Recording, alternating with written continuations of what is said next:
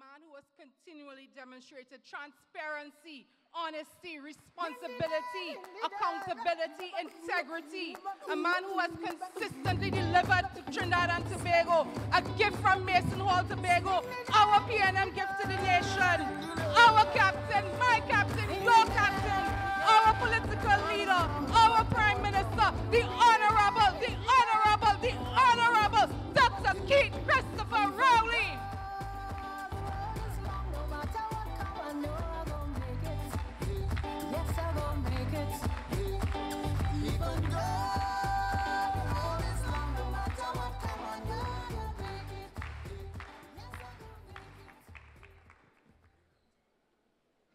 Thank you all very much. Thank you, Lisa, for that rousing introduction, which only says that I come and give you a vote of thanks. Because I want to very sincerely thank all of you for participating in what today is a historic exercise.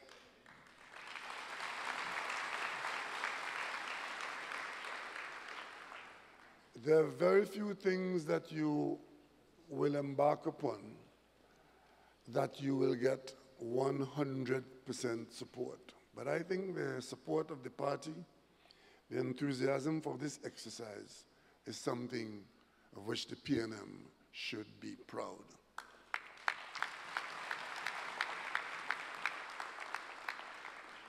We do acknowledge from time to time, and we are forced to repeat it under very special circumstances, that we of the PNM are usually held to a higher standard. Yes, we are, and we must be held to a higher standard. We started on this journey of our organization under Dr. Williams in 1956.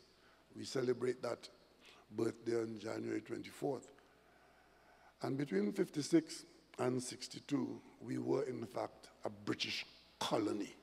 So there was no nation of Trinidad and Tobago having to deal with any constitutional initiatives. We took our instructions from London and we sang God Save the Queen. But in 1962, we took that giant step under PNM guidance to become a sovereign nation, 1962. And this very responsible, very organized PNM got the approval of the national population to be its government from 1962 to 1986. During that period, historians and analysts would tell you that it was our political stability and the visionary PNM leadership that made the progress that the people of Trinidad and Tobago made between 1962 and 1986. We lost an election in 1986, 33-3 in a house that had 36 seats. The PNM on election night got 3 of those seats. But it was the PNM that became the government 5 years later, because we are the PNM.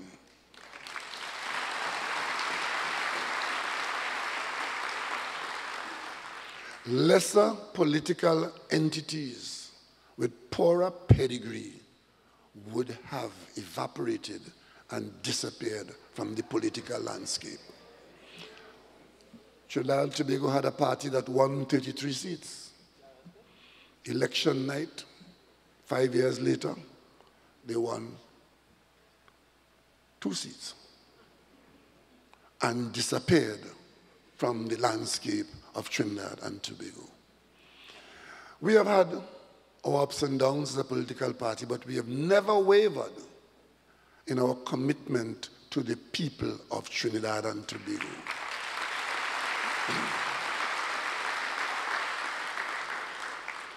We do not see ourselves as an entitled government or only as useful in government.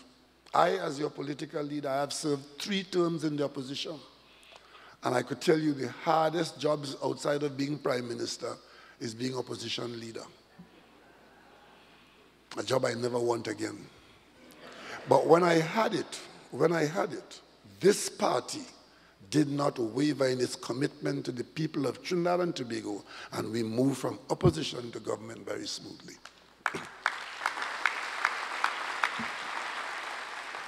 In planning the course of this nation, there were some serious decisions to be made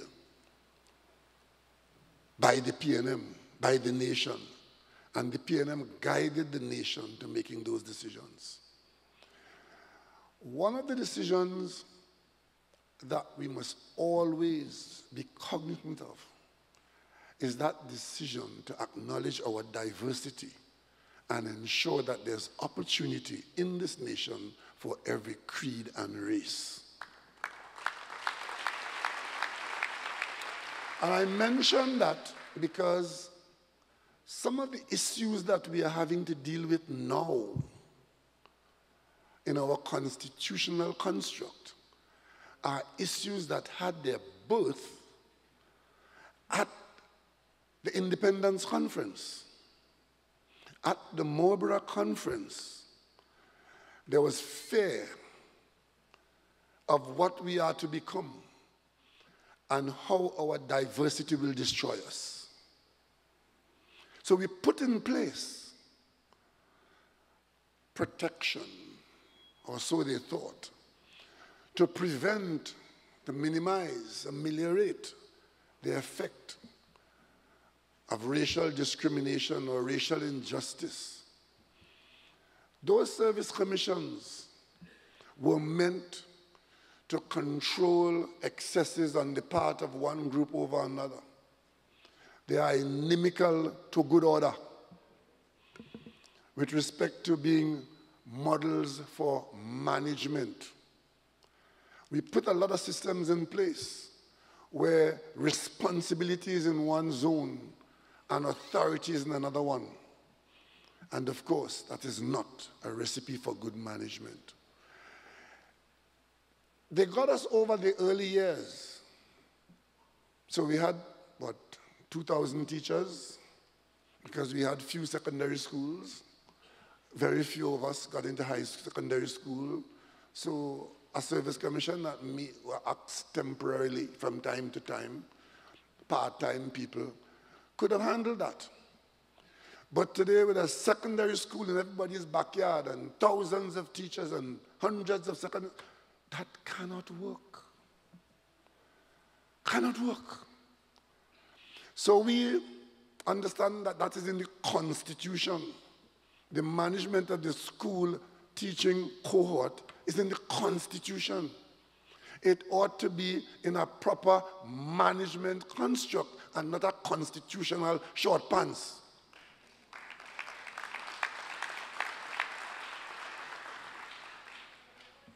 We would have lived this nationhood since 1962. We have a good idea of what is working and what is not. In fact, some people feel that nothing is working because some people literally give up, you know. Clearly, they haven't had the opportunity to pelt mangoes. So you never hit the right mango the first time. Sometimes you pelt it for half an hour, right, before you actually get it. And the same thing with the Constitution. It's bothering you for a while, but you have to stick to it. You know what works. What this exercise is, that we need to be a little honest with ourselves and benefit from our experience. I said earlier on, I quoted from the Commission's executive summary, where it said that a constitutional reform exercise is not to tinker with the Constitution. You know what tinkering is?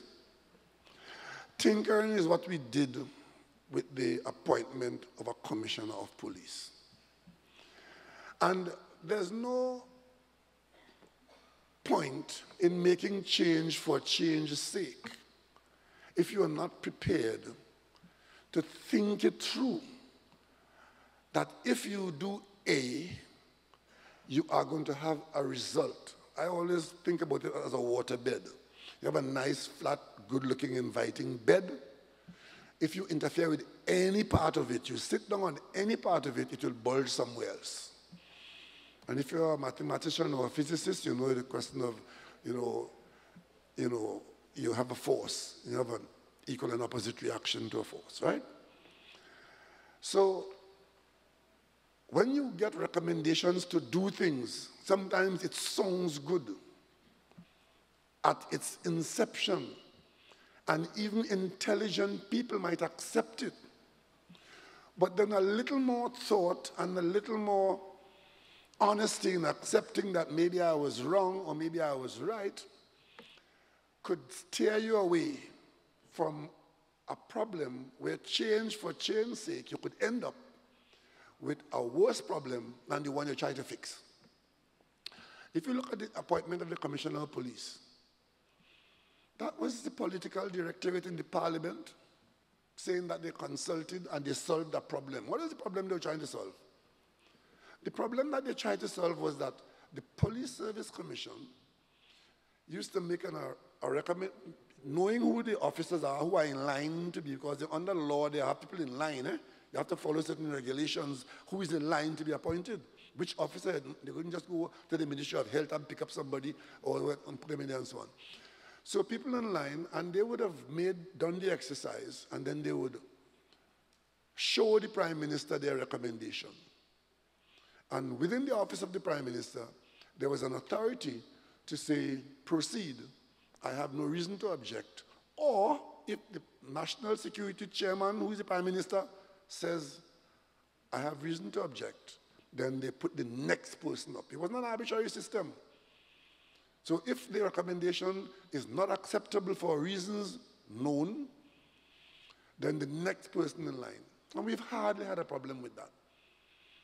In fact, the appointment of a Commissioner of Police was probably one of the smoothest appointments in the country.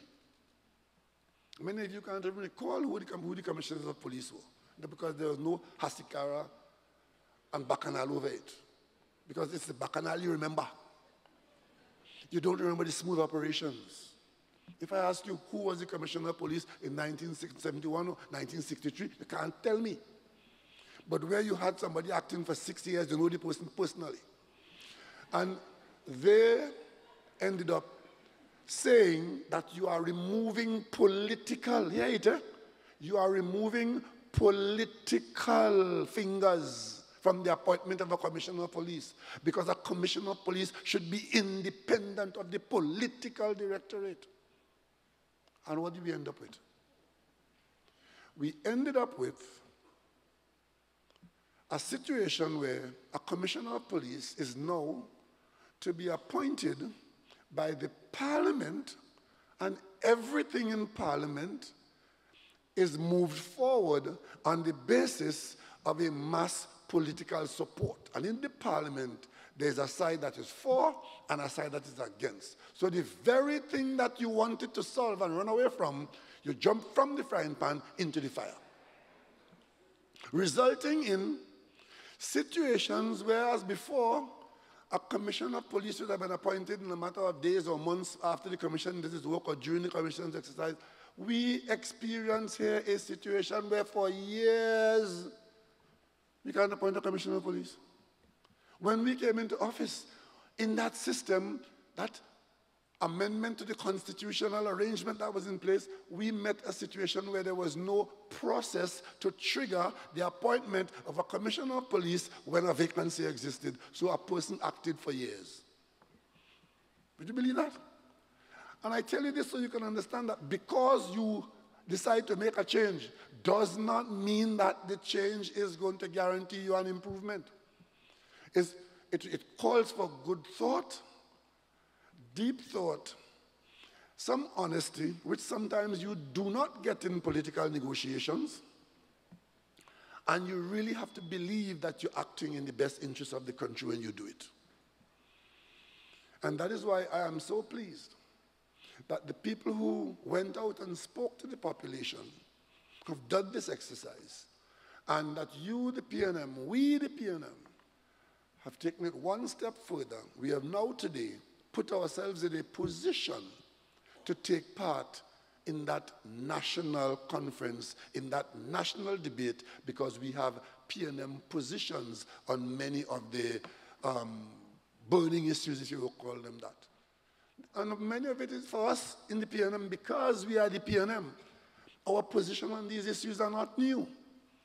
Everybody knows that the PNM's position on the CCJ is that we prefer to complete our independence, and like the President of India told us here in Trinidad and Tobago when he addressed the Parliament, the Supreme Court of India is supreme in India. We want the Supreme Court of Trinidad and Tobago to be supreme in the CARICOM.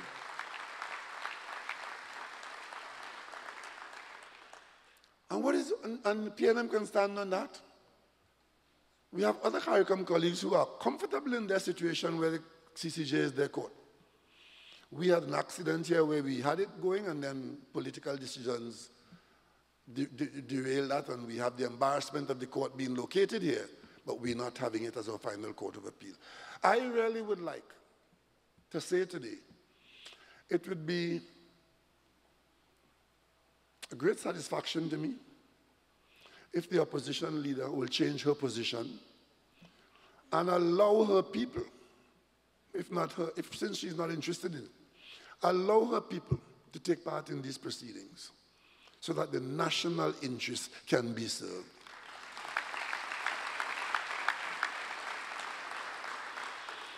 I am not one of those, and the PNM is not one of those entities that believe that political groupings that are opposed to us are the enemy. They are, in fact, political competitors, and we defeat them by grab. We have no fear of them, but we don't hate them. I have no doubt that there are people in the UNC who can contribute considerably to the national discourse and the national outcome. And it's a tragedy indeed if the leadership that they get is saying that we're not taking part in nothing. That is a tragedy. Because if we genuinely want to represent people, because we got to Parliament under the representation of the People's Act, that's what it's about. I saw one political leader abroad saying that he better looking than the other political leader, the other candidate. Now, when you reach that stage, you know stupidity is prevailing. We all are representatives. You are representing people. And if you are genuinely representing people, you have to be able to identify the people's interests. And that is why we have talked so much about agriculture and done so little. But now we think we have some motion going in agriculture. We are now attracting a large number of young people into modern agriculture. I think every parliamentarian in this country should be able to support that.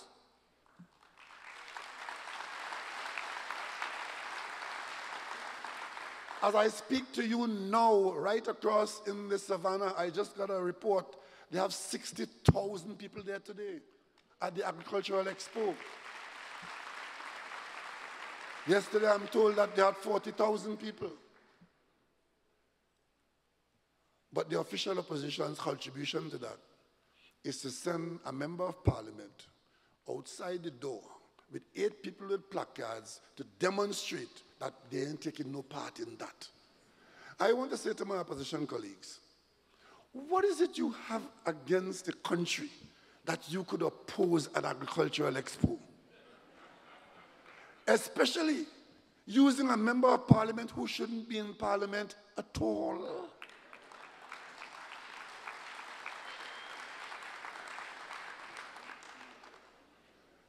As we embark upon this today, I want to appeal to my parliamentary colleagues all, and all those who have political aspirations. There are times when you've got to come together, and now is one of those times.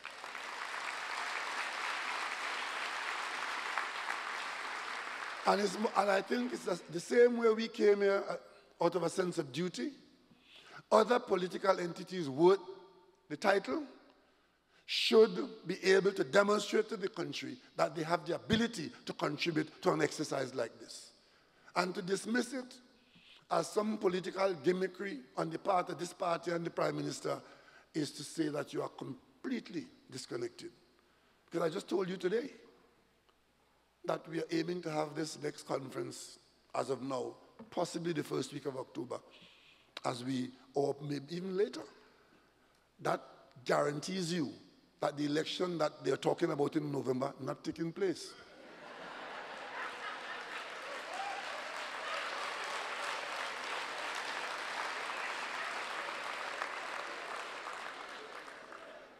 And to say that we are doing it because it's an election time, I told you earlier on, the work that I did to get to this point took place in 2023. And January 2024, the committee was appointed. January 2024 is the middle of the term of 20 to 25. Because remember, we lost 21 into 22 with COVID.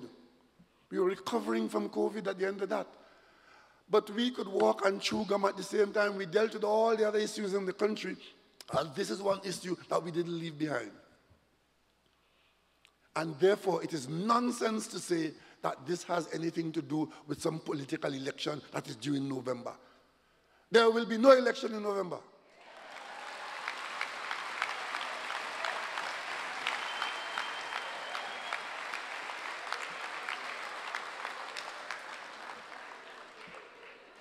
There will be election in 2025.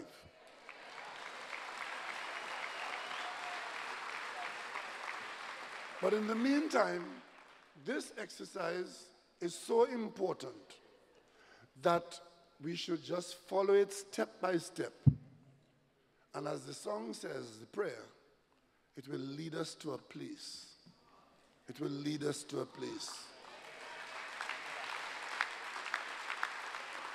If we abandon the exercise for whatever reason, because we get weary or because it's undermined politically, we will not get there. But if we stay with the exercise, those irritants, those fundamental obstacles, we as a people, not just PNM, a nation, should be able to come up with a package of reform that we have some general agreement on, because we are not going to get agreement on everything. And not everybody going to agree with any one thing. This exercise, you aim for consensus. But what you're really going to get is probably widespread support or significant opposition. And that is where leadership comes in.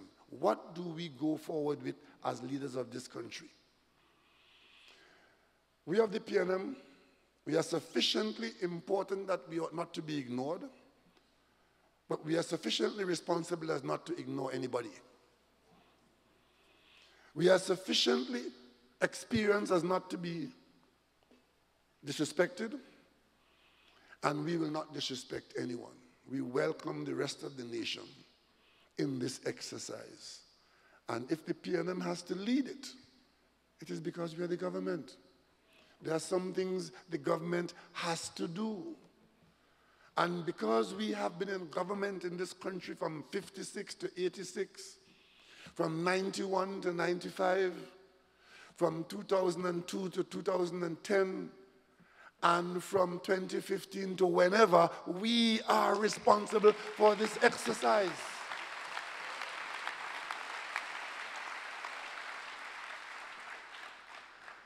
And it's an exercise where we are aiming to bring about change. And what we genuinely want is not exchange. We want fundamental, useful, beneficial change.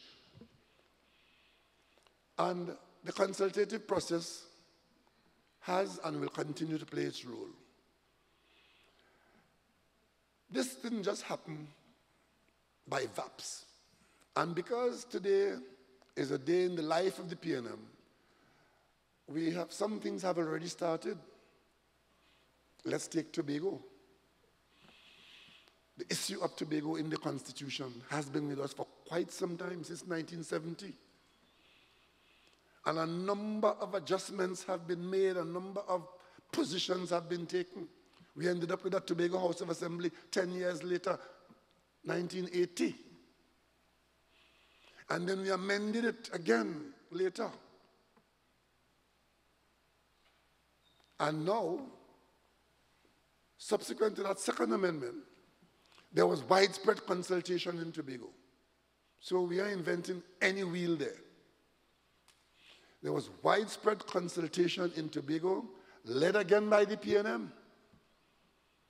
Because it was Orville London, a PNM leader of the Tobago House of Assembly, who took Tobago, not the PNM, took Tobago through 2 years of consultation, village by village, and supported by expert lawyers who, the same way the Scotland Committee here distilled out of the communication with our party, and that we the People Committee distilled from those town halls what the people were saying. That happened in Tobago about Tobago's issue. And the lawyers then crafted draft legislation to encapsulate what the Tobagonians were saying. Because at the end of the day, you have to codify it in law. Otherwise, it's just a talking exercise. Those two bills came to the cabinet. And the government of Trinidad and Tobago, then the PNM government, without amending a comma or a capital letter, passed to the Parliament what came from the Tobago consultation. The same way we have taken or promised to take this We the People report, which is published as is, that will go to this conference. The cabinet received it as part of the protocol, and cabinet authority is going to go there, and the nation will digest it. Some people will like something, some people will support something, we have to measure what there is support for and what there is objection to in that situation. The committee is recommending a 7-day conference. The conference of delegates lasting 7 days. 4 days in 1 week, 3 days next week. And every interested stakeholder should be able to send delegates there, even political parties that are not represented in the parliament. So the door is wide open for that. But arising out of those two bills in Tobago, a joint select committee of parliament was empaneled and put to work on Tobago's issue. Because at that time, the amendment to the Constitution on that situation was about only Tobago. What we have done here today is to have broadened that exercise for the whole country, Trinidad and Tobago. That's what it is. The Joint Select Committee reported with some very far-reaching improvements towards granting Tobago greater autonomy over the business, the resources, and the vision and the future of Tobago. That's in the outcome of the Joint Select Committee report. So far, only the PNM supports that initiative. Because that Joint Select Committee report came to the Parliament. It does not have the support of the UNC. But we always believe that somewhere, sometime, they'll come along and come to their senses. We went to Tobago. As fate would have it, there was an election in Tobago, a THA election. Some young people in Tobago decided, on the advice of the UNC, to reject the bill. Well, they rejected it. To replace it with what? To replace it with what? I kept it alive in the Parliament from then till now. We have, from this month going forward, 1 more year in office authorized by the law, and plus a 3 months, a year and 3 months you have in office left.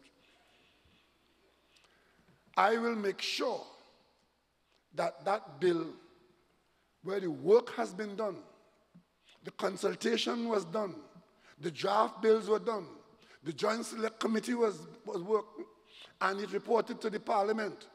It went to an election in Tobago. I have seen nothing better and nothing to replace it, so I'm going to put it to the floor in the parliament for a vote.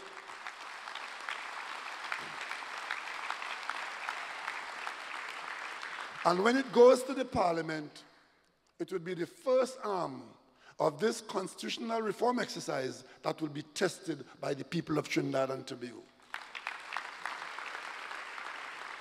It doesn't have to be a perfect bill. There's no such thing as a perfect bill.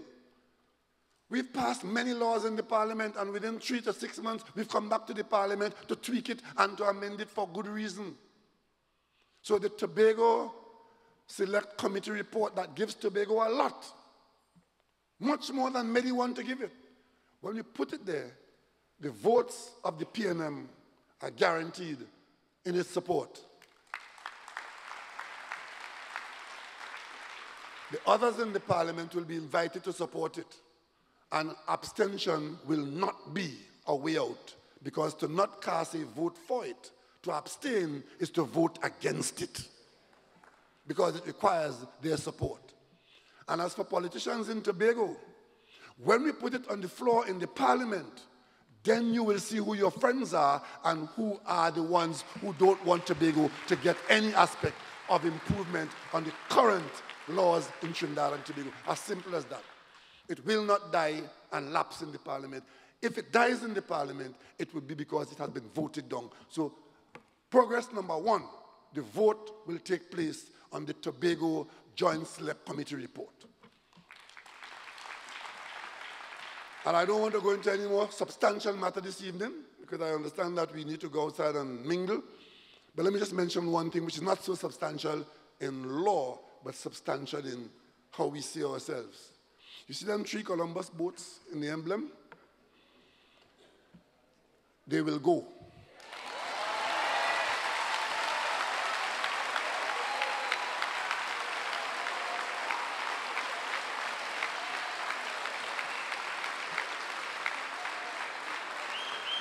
And since we have enough votes in the parliament to do it, I could announce now that as soon as the legislative adjustment is made, and that that adjustment should be made before the 24th of September, we then, over a 6-month period, will replace Columbus' 3 ships, the Santa Maria, the Pinta, and the Nina, with the steel pan.